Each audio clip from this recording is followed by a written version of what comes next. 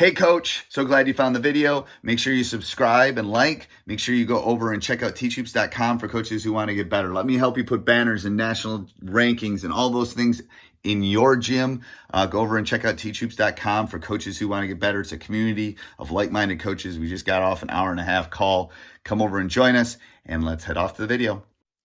Hey, everybody. Today we're going to talk about three mistakes that coaches make that I have kind of observed over time that I think coaches make at practice or when they're teaching or when they're in the classroom or the video session or whatever.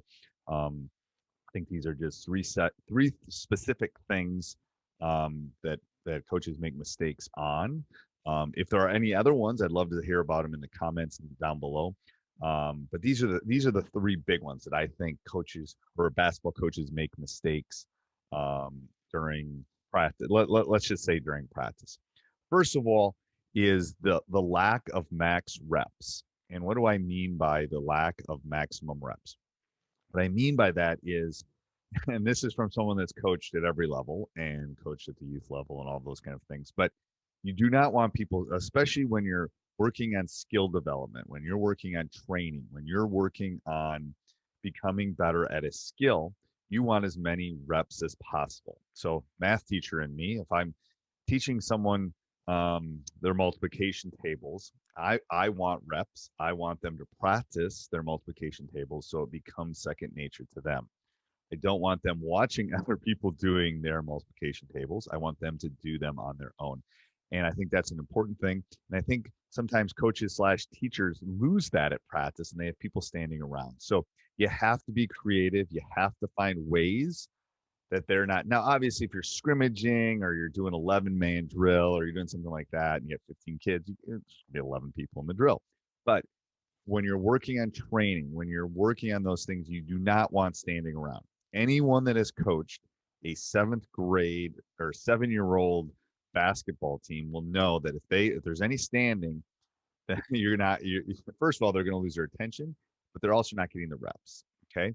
The difference between your expertise in 3 reps and 30 reps is is probably exponential. So you want to make sure that you're giving both the instruction, but then you're giving them the reps and the chance to practice. You have to be able to give them the chance to practice to become better at the skill.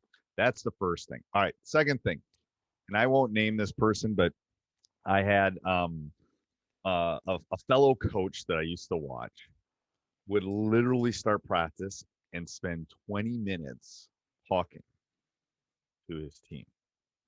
Now, I'm not. I mean, I can't make that up. Um, we as coaches do too much talking.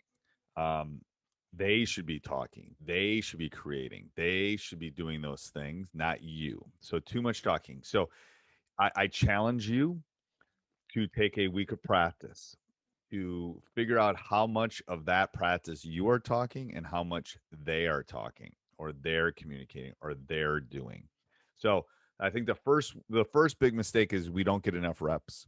The second biggest mistake is we talk too much. And don't get me wrong. I mean, I've got 5 podcasts. I obviously like to talk. Um, but you're going to lose them is what I'm saying. And we have to, you're probably never going to get perfect on the amount of talk, but you have to get better at the amount of talk. So less is more is what I'm going to tell you. And the third thing is, and this has been the hardest one for me. So I think I've gotten much better at talking less, and I think I've gotten much better at reps.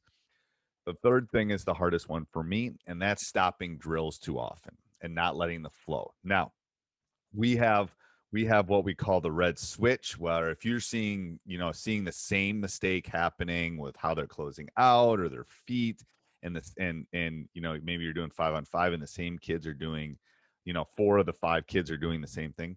That's a critical stop. That's like the red switch you got to switch so the nuclear reactor doesn't blow up.